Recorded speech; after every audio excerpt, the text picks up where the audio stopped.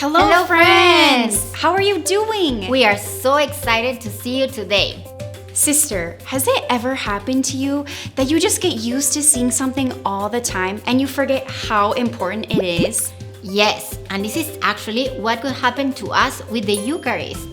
We get used to having the Eucharist always with us and we forget how special and important it really is. You are right, sister.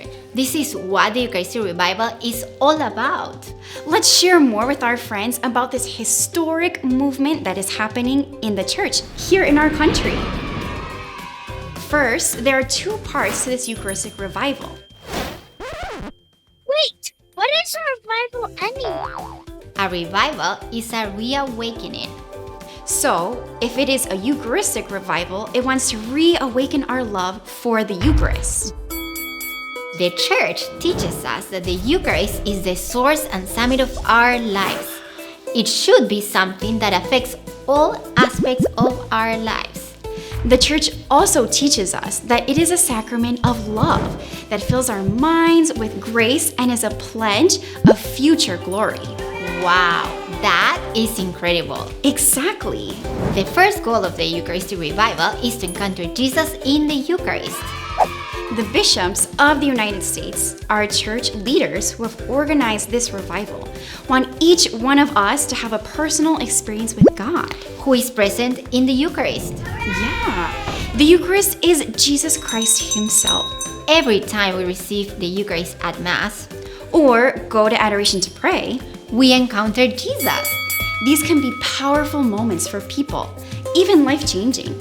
Because Jesus is God, and God is love, and love transforms us. You know, sister, this reminds me of one of my favorite Bible verses from the Gospel of John. And it says, "The bread that I will give is my flesh for the life of the world."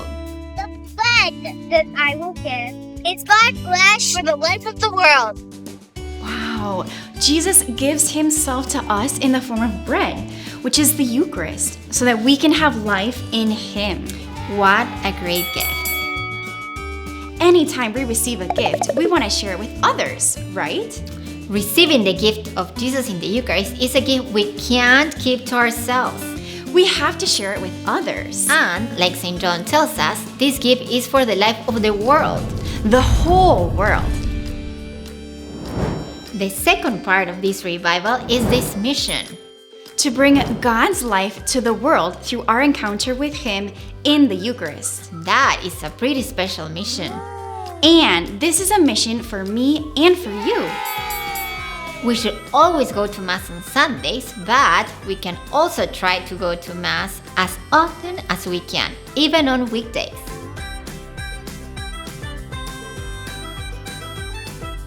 We can learn more about the Eucharist. We can join a Eucharistic procession. For all of you boys out there, ask God if he's calling you to be a priest. Maybe he wants to use you in a special way to bring the life, love, and joy of God to his people by becoming a priest. Ask your parents to take you to adoration so you can talk to Jesus and tell him that you love him. Jesus said, "Let the children come to me." Jesus eagerly awaits you. Go to him at Mass and pray to him in adoration or at church. He will be so happy to see you. Then don't forget your mission to bring the life, love, and joy of Jesus to everyone you meet. This is what the Eucharistic revival is all about. And Jesus wants you to be a part of it too. Great to see you today. God bless you. Be holy.